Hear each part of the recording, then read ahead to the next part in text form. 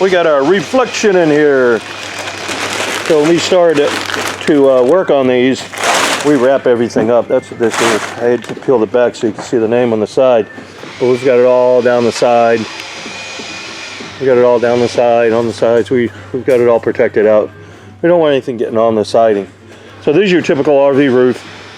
Same old, put more on, keep slobbering, all that. You really got to pay attention to these because the water can get down in here, and then there's just a plate on the bottom. The plate looks just like this one right here. It's just a round plate, but see that right in there where it joins? That's where you're going to get your leaks that'll come in. So pay special attention to that for sure. And a lot of times these corners too, they'll compromise because this thing's moving this way and this way when it's racking down the road. And usually that'll jar loose. So I think we got an issue over there. I'm not sure, and I don't know if there's a back wall issue or not, but I gotta take a look at it. Then the other thing you want to do is take a look at the top here. There's hardly any caulking on this, but and then on the corner you can see how sharp that is. That's because they don't put any protection really in there. That's just your plywood. That's the edge of the plywood. It's not even plywood, it's OSB. So here's a rip. And I just cut it open to show you, but that's a clear out rip right there. That's a rip. They went all the way through, but that's all they do is put the tape in there. And like I said, that's just OSB. But there's he had some issues with this skylight lens right here. We're going to replace the whole lens and everything. And then there's a big air pocket right in here, so I opened that up. So obviously it's all gonna come off. We're gonna move that closer over here. We gotta take the deck up anyways and replace it. So I'll take that. I'll run all these wires up underneath. So these will actually, hopefully I'll have enough wire down there to bring it over here. Because, but that's my plan, just to get it closer. So it should. And then get another hole right here. And then, like I said, that's your typical RV roof. It's just all slobber and mess. So, but the way this roof is, if you look down the back, kind of rakes down, then it flattens out. And then if you look at this side, it kind of curves. The whole front end kind of rolls. I can't put one piece on this. We're going to have 3 pieces. So I'll have a piece roughly about up here where this line is. And then the other one will go over and we'll heat weld them together. Same over here. We'll have another one right about here. It'll come up and we'll have the other one will lap over and we'll heat weld all that back together. And obviously it'll be all glued down. So once you heat weld it, it fuses it together, much like welding metal. It's pretty much the same principle. It's just a different medium. So other than that, the other thing we got over here, and if a salesperson ever tells you, oh yeah, this will stay real cool because it has roof vents. There are no roof vents on an RV. Just these vents, but it's not a vent like that would make the so-called attic area cooler. This is just an access panel, and what you do is you're supposed to unscrew them instead of rip them off like I did. I'm not going to use it anyways, but this, once you get this off, you can reach inside and maybe fish some wires around. That's about all it does, but it's not going to vent anything out. In order for a vent like that to work, you'd have to have a lower draw, so it'll kind of go up like that, right? So you can liken it to like maybe your house. On the very peak of your house, the ridge, you may have a ridge vent, which is a ventilation along that very, very top. Then by the gutter, you're going to have a soffit vent, and that's what gets drawn in and it pulls it up. If you don't have that extra draw, it's not going to work. So it just will not work, period. Like, it isn't going to happen. So obviously we got 3 solar panels we'll be putting back on, bat wing, and that's about it. So we're going to start tearing this thing apart, and we will show you what we got underneath it. But it's going to be your typical roof, and I don't suspect any damage. I don't see any major damage. I can't remember if it was in, I don't know why I'm thinking maybe it was another coach. I see so many of them, but one of them, the corner was bad, and we needed to check that corner. And it may be on another, I got another one sitting outside, and maybe that one I'm thinking of. And same color, same thing too. So once in a while, when you see them all the time, they all look alike. All right, well, let us get to work. Well, we got her opened up. Got rid of all the insulation. And this is why we open it up. They look here and you go, hey, don't look so bad. Well, let's see. Let's just see. What do you think about that? A hole in there, 2 holes. Over there on the other side, same thing. See? So this is why we check them. These things they rub into, it's just foam. It's just foam. It's just going to dig in, and then eventually they're going to say, hey, my air conditioner is running, but I can't get all the air. And you probably got a hole in it. How are you going to get at it? You take ceiling out, take the roof off, you get it somehow. The other part is, even if it's not that big, it's still blowing cold air up into this, if you want to call this the attic area. And you don't want to put cold air in there when you get the sun beating on the roof. That's just not a good mix. Also want to check all these.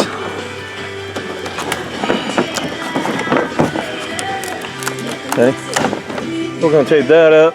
So that's what we're doing, going around doing all that. The other thing we look for is see if all the trusses are okay. So we'll make sure they're not crack broke, no structural issues. Here's another big no-no. So this is called a ferrule. And what the point of this is, so you cannot put a screw through it. So it goes down into the wall, and there's probably some molding on the inside. So they don't obviously want to put a staple or something through this wire. So they put this ferrule in here, but this ferrule is pretty sharp. Let's see if it did anything to this. A lot of times you can see it kinking up into the insulation on there. Okay? And the fix, when I say they won't spend one more red cent, throw me a red cent there.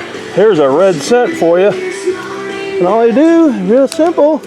These bushings are actually, these bushings here, they're actually code on electrical, for commercial and residential. So, but RVs don't have to follow all that nonsense. They do whatever they want. As long as it doesn't outright fall apart down the road, keep it trucking. They don't have really quality control. So we're going to be looking for those, fill them all in.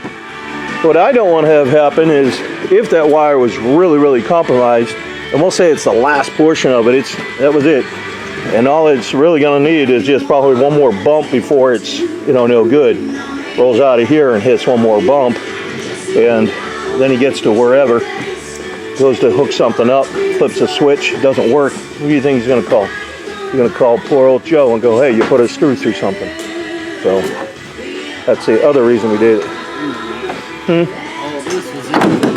Yeah, that's extra material we have. Pipes, coax, they throw all the trash in here. Saves them from putting it in the dumpster. I'm telling you, these manufacturers are pretty smart. They're like, how can we save yet another barrel full of trash?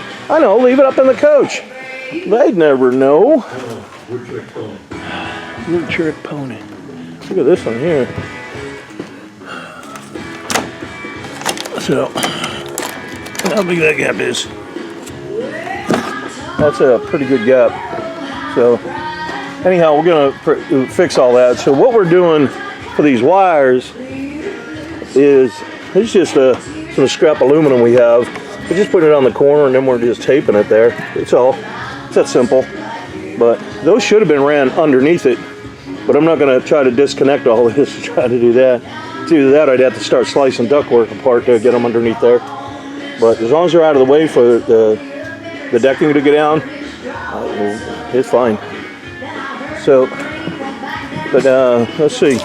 I know it's not a DIY channel, and someone's probably saying, what was that red bushing? Let's see. We got these at Home Depot. Over there in the electrical section, where all the boxes are and the conduit and stuff like that. That's where you'll find those. There's another one right here. See? That's what we're looking for. You see how bad this one is. We're gonna put one in there anyways. Too short to reach it. Too short. What I lack in height, I make up for in charming personality. All right, let's get to work, and we'll show you more when we get there. All right, so now we've got everything all taped up. We got plates on these here to make sure we don't put a staple through it. It's just a little close, just for precautions. So, and everything else is all taped up again, so we're good with all that. we put all these little red heads, those little bushings, we put those in all the wires that were coming through these ferrules. We put them there. I think there's another set over there, but we can't really see them. But they're on the other side. We got those. So any place we went around and just made sure they were protected. So we're about ready to get the rest of this installation in. That's all these are, just protection electrical plates. And get them, same thing as Home Depot. Actually, those bushings probably be right next to them.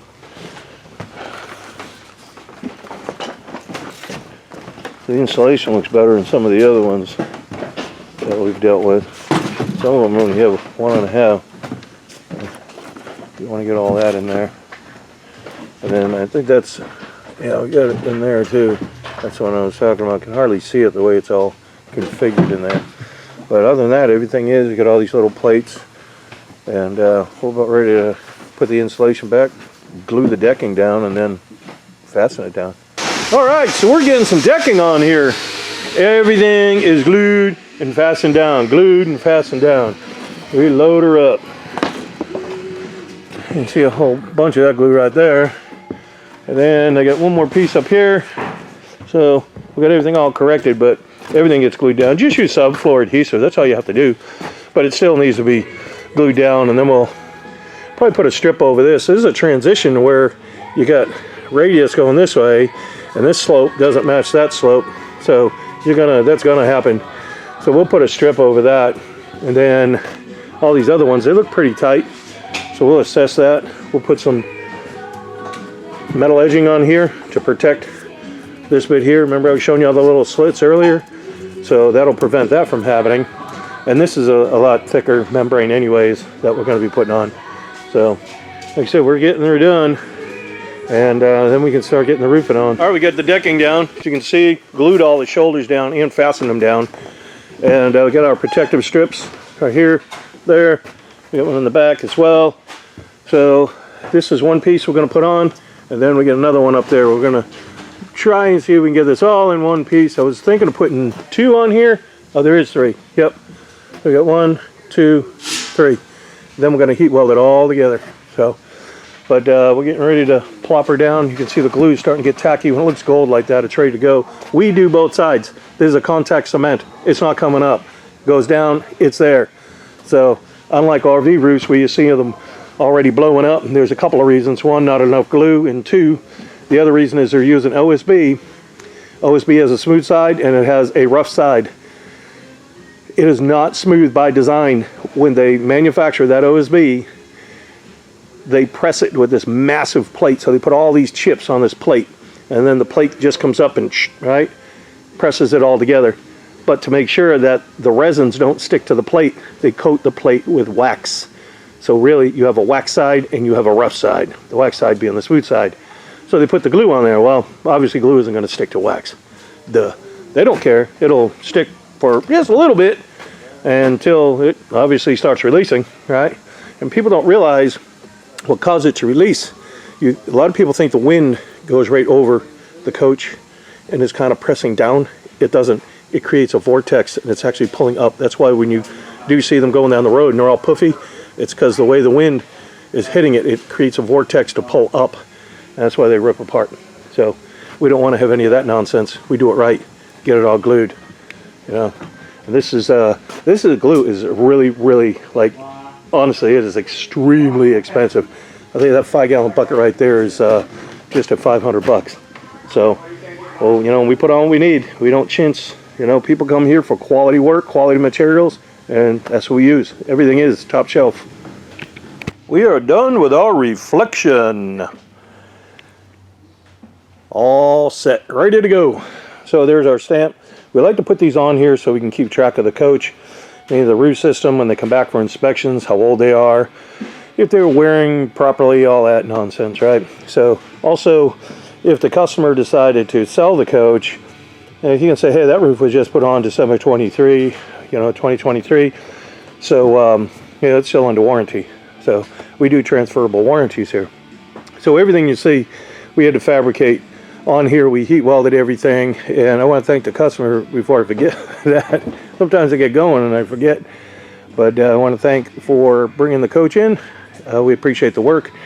All that said, you know, I know these folks travel quite a ways to have work done, and I want to make sure that these jobs are done 100% to the best of my ability, so there's no issues with them, you know.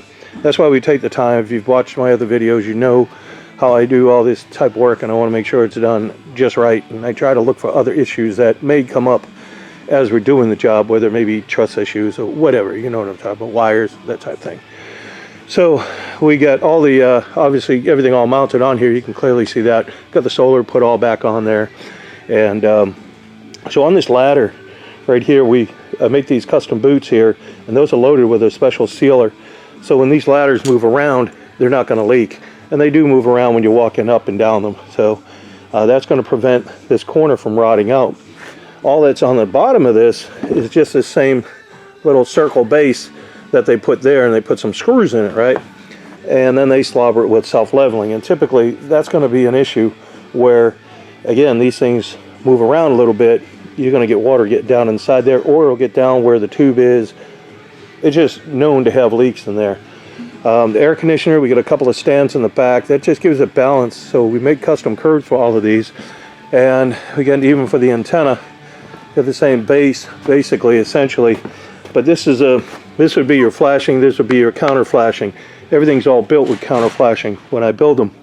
So all that said, on the air conditioner, there's a foam gasket up underneath there, and I don't want any water to get into that foam gasket. So when the water comes down, this other one in the front here that you see goes below the counter flash that I was showing you here, goes below that, so it will run out and not get into the gasket at all. So the purpose of the counter flash is so when you have water coming down the roof line, it's going to hit up in here and not jump up. It's going to hit here and get redirected around. All of them built the same way. So and that's why, again, that's why I have that piece that'll go down below the counter flash, so it pushes it down and out. So we got all that. You only have the one air conditioning unit. Got all this solar mounted up on aluminum, and we got the bolts that go down inside. These are all the boots in them and everything that, if they need to take these off to replace them or whatever, if you had to, I mean, you can just unscrew all that, but it's all bolted. On here, the factory sends these out with a 6mm bolt, and it's a nut and washer type thing, just a lock washer, and I don't like that, so we change these out to quarters. And I also put lock nuts on there. If you know about those, they have a nylon insert so they don't back out, so I want to make sure those are done. And I also put them up on rails because I don't want the wires dragging on the roof, so we zip tied them all along. So now they're elevated up, water can get up underneath there. You don't want to put one of these solar panels down to the roof. You really need to have them elevated. So a lot of warranties will be voided if that happens, because these panels generate a lot of heat and they'll start to degrade the roofing. You need to get that air underneath there. So that's very important. Heat welded, so we had to do 3 sections on here. And if you look, this thing rakes down pretty good that way. So I go slower with the camera. And then it starts traveling up here, and then it dips off. You cannot get this roofing to do all of that. This is a structured membrane. There's a heavy roof membrane. It's not going to like that, and you're going to end up with bubbles in it. So we do 3 pieces on these style, and the reflections are 1. I think there's a Saber out there, has the same. I think they're the same exact thing. They look it to me anyways. They all look the same. But it has the same profile where it comes up pretty sharp. So if you were to run that over, the roofing really wants to sit 2-dimensionally. It doesn't like 3 dimensions. So when you start really getting that, you got a little bit of camber here on this lower section going down that way. And then when you come up here, you start to graduate again, and you got a little bit more camber up this way. And then when you go down there, it's even more so, right?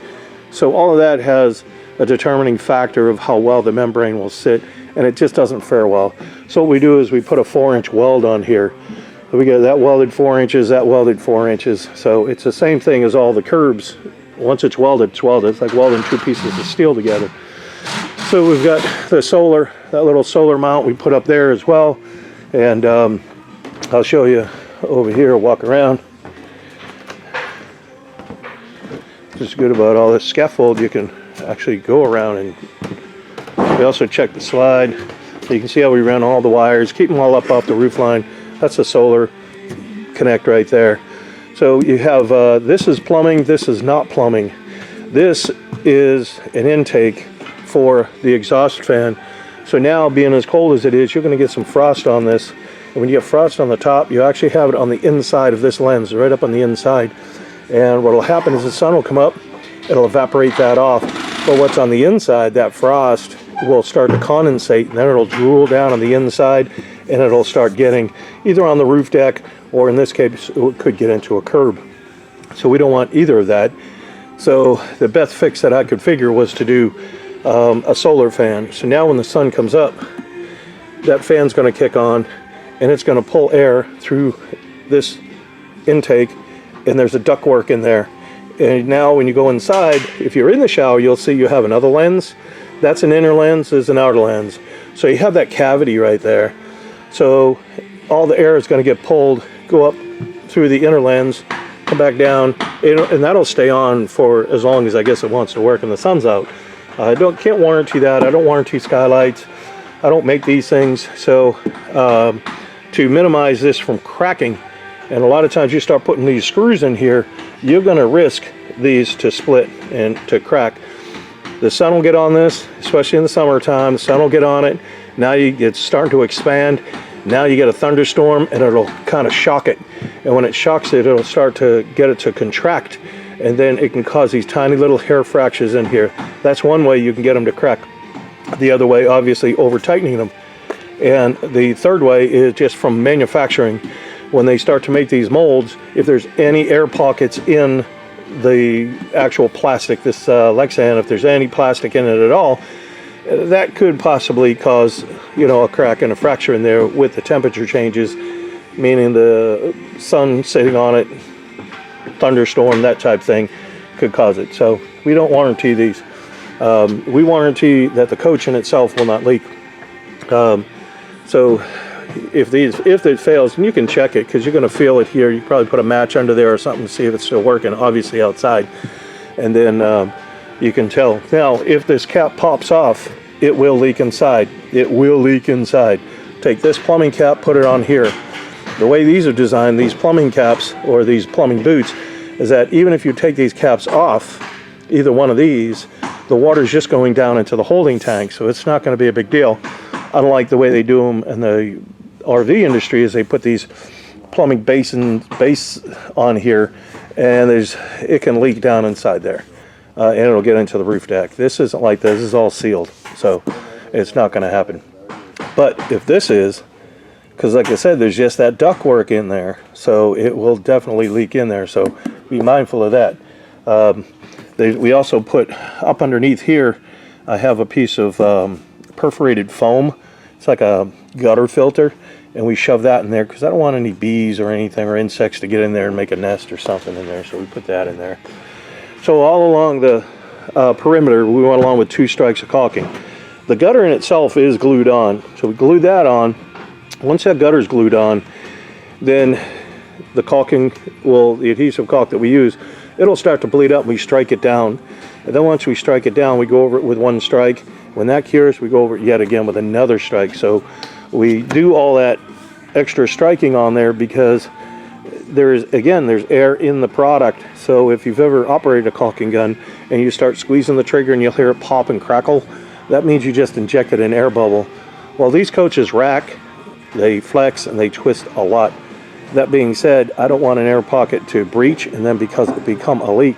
I figure, hey, if you put 2 strikes on it, what are the chances of having one air pocket land on top of another one? Probably slim to none. I mean, the probability is really, really high. So that's why we do it that way. Put some spouts on the end, and then this insert trim, I'll show you what that's like. This snaps in and over this track. There's a track that goes in there. And keep in mind, we don't sell anything. I have some people call and ask me for it. We don't sell a thing here, nothing. We're just a service center. We don't sell the curbs.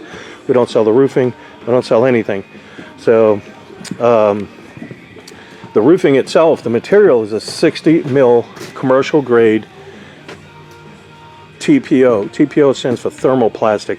That's why we can get it to weld together. So we use a hot air gun, and it puts out about 1200 degrees, and you just really injected in there, and it literally fuses everything together, so it's basically melted together. And again, with the same with the seam, everything, we heat weld it all together. So the membrane in itself is a structured membrane. What a structured membrane is it has reinforcement built into it. So see if I can show you on here. I don't know if you can see it pretty good in the light, but you may be able to see that little screen in there, and that screen is reinforcement, and it helps to resist against hail and tree branches. And this is actual commercial, product. I get it from a commercial warehouse for commercial buildings. It's the same exact material you're going to find on an office building. You're going to find it on a hospital, a library, a restaurant. Same exact material, same exact installation. If you go online and you do a search for commercial roof images, you're going to see the vents or the skylights. You're going to see the vents. You're going to see air conditioners. You're going to see these things elevated up off the roof line on what's called curbs. These boxes are called curbs. So it's like a sidewalk curb, same thing. They're elevated off. That's to minimize an erosion effect that you generally get with a low slope flat roof, because the water's just kind of rolling down, and it creates an erosion effect, which is going to wear out the caulking and so forth, and then you can be chasing leaks like these do. But the RV industry isn't going to take the time to put a roof on like this. It takes too long for them to do it, and it's also extra material, and it's also extra money for them. And as I've shown on all these videos, they will not put yet one more cent into these things than they have to kick it out the door. And then what they do is insult everybody's intelligence and their ignorance to roof systems and say, hey, just keep putting more self-leveling on, just keep putting more self-leveling on every 3 to 4 months, because it's their cash cow.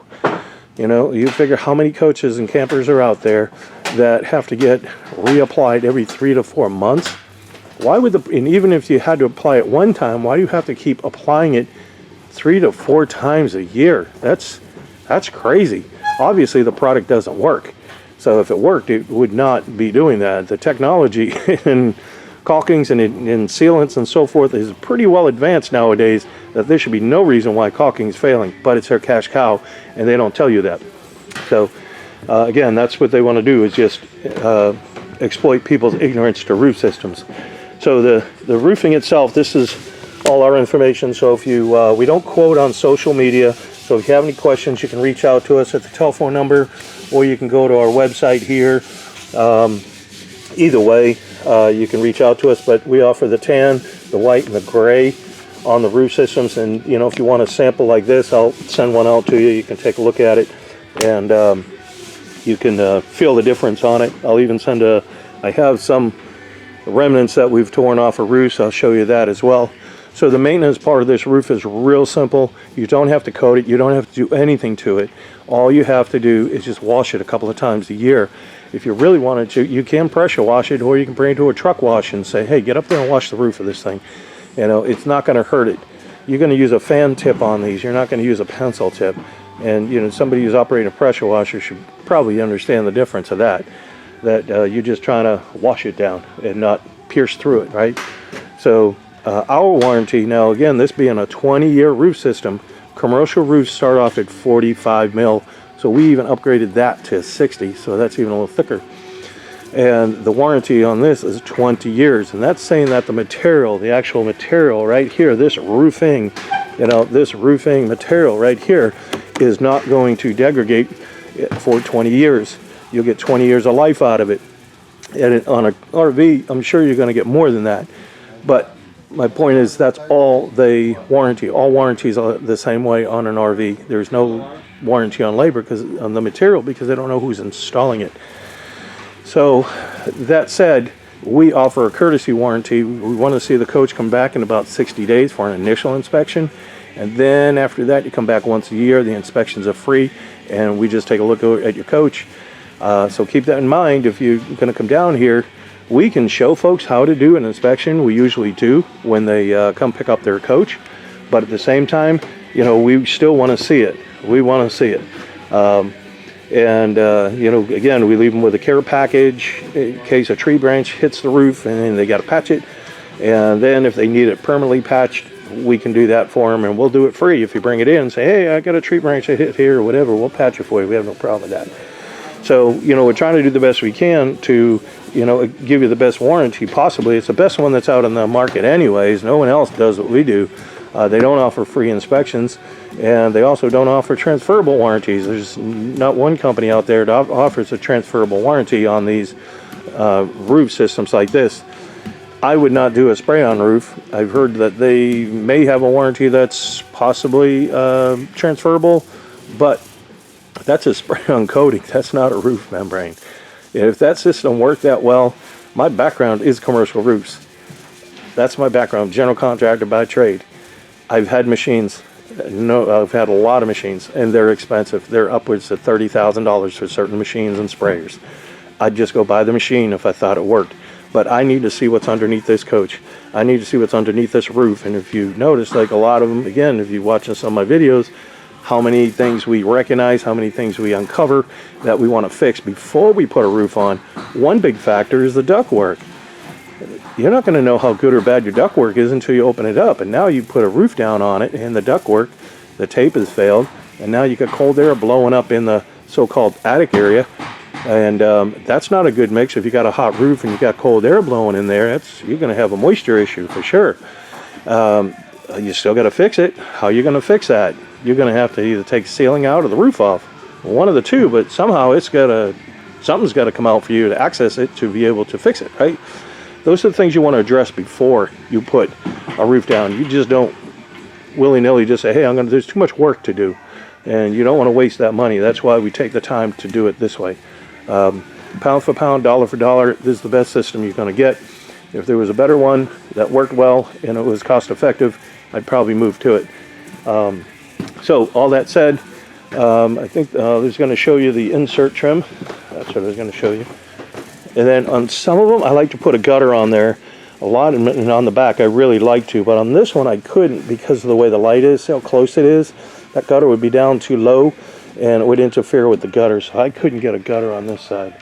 But like I said, a lot of them, I tried to. So typically, you'll have this type of, see if I can put this over here with all these other screws. So this is the insert trim, obviously this being the gutter, right? And this would be the insert trim that they put in. And it just slides in this track, you can see. Ours, that I use, has a groove in it. So it'll get inside and outside, and it keeps the water out. So right here, the water can roll down, it'll still get into that track. I don't want any water in there. I want to try and keep as much water out as I can. So this is why we use this type of insert. Obviously this being white and that being black. But you know, I have to buy that 2 miles out of whack. So like literally, I'm not joking, I have to get it 10,000 linear feet at a time. So that's a lot of product. But again, we don't sell anything here. And like I said, we do not price or quote on social media. Again, give us a call. We'll be glad to help you with your project. I think we got everything covered on here. Went over the warranty and all of that. So again, if you got any other questions, if you like the video, give it a thumbs up. I guess from what I understand, and I'm not a tech guy, you may hear some music in the background. I do that on purpose because YouTube will demonetize the video. I don't do these videos for money, so they demonetize it. And you can't have copyright. Now copyright, what that means is you can't make money off it. Well, I'm not trying to make money off it. I'm trying to show my customer here what we did to his coach. That's my only goal to this. So, and I don't like all those commercials every 4, 5, 6 minutes. That's ridiculous. So kind of makes you just want to shut the video off, in my opinion. But all that said, we're not out here for that, and we don't quote. But if you hit the like button, is what I was getting at. If you hit the like button, I guess it sets the algorithm, so if somebody else is looking for an RV roof or anything like that, then the videos tend to come up from what I gather. But again, I'm not an IT guy, so I just hear it from other people saying it on YouTube and I watch them. So, well, we appreciate y'all watching. We'll see you in the next one. Right. So in our care package, we have caulking, we got primer, we have got 2 patches. Those are heat patches. We got a patch peel and stick patch. We got a checker tool. We've got a magnet. And the rest of this is just pens, keychains, brush, nozzle. Okay, so if we have a hole in the roof, it will simulate a hole gonna do hole simulations. We say we got a hole there. Here's your tree branch come through and you're like, oh man, I got a hole in my roof, it's leaking. So what you wanna do, and it's raining out. Right now it's raining, you're like, crap, I gotta stop that leak. You wanna get in there, and if you can't get that nozzle in there, don't worry about it. Make it a little bigger. What you're trying to do, you need to get up underneath the roofing, like this. This is what we need to do, get up underneath the roofing.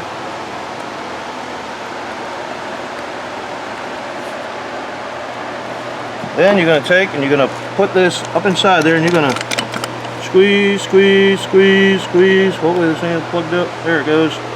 You just squeeze, squeeze. You're going to try and get up underneath this part too.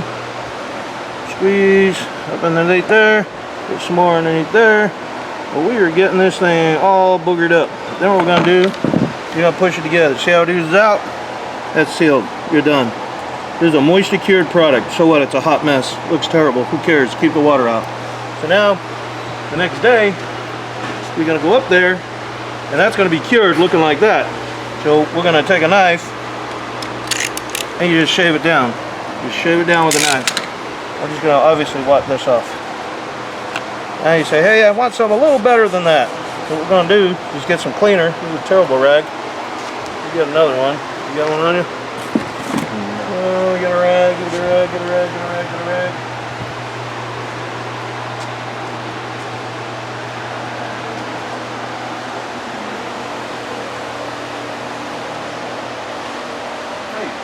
What you gonna talk about, man? Nope, just leave it alone. Oh, leave it alone right now.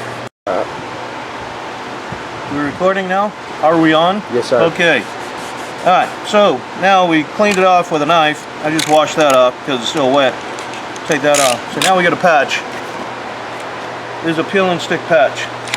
We're going to take that, we're going to center it over there. Just take a pen and go around like this. I like to kind of put a dash like that so I know who's where, what, and where, and how. So now there's what I got. So in the package we got primer. We also have a brush. You're going to take that, you're going to go all inside the square. You're also going to go outside this square about 3/8 of an inch. Outside about 3/8 of an inch or so. Once you get that, there's a film on the back.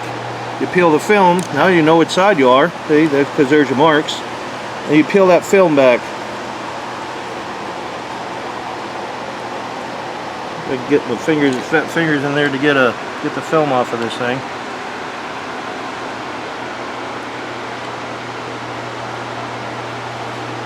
This is just a regular roof tape. That's all it is.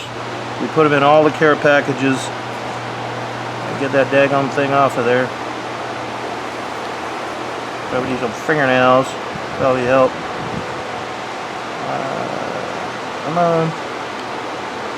There it is. Okay. Hey, there it is. Now you got the film. We take that film. So now we're going to line it back up with this. We already got the primer under there. You just peel the film back, and as you do, you just rub it down like this. Sometimes that film will get a little stuck in there. This is just a butyl. You just kind of try to keep it as even as you can and flat as you can. Boom, you're done. There it is. So now, out here, this is where your primer is. You put the primer on there. You got primer there, and now you're going to put primer here. You want to prime all this area with your brush. Prime all that. Then you're going to come back.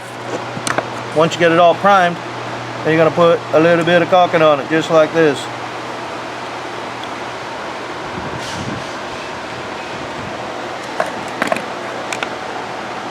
That's simple. If it doesn't all sit in there, you can always take your finger and go around it if you want. We're trying to obviously stop a leak and make one of, there's going to be a little more permanent of a patch than just that plug that we did when it was raining. So now that we got that all done, the whole purpose of it is this part here, this part underneath here, that's a butyl. When the sun hits that, if you didn't have the caulking on there, it will cause it to release and curl up just like I'm doing here. And it'll start coming loose. That's why you need the primer. That's why when you prime it, you're going to prime on top of this because nothing will stick to it. Nothing, the caulking will not stick to this patch, and it won't stick to the roof unless you use the primer. That's how you do a patch. Ta-da! All done.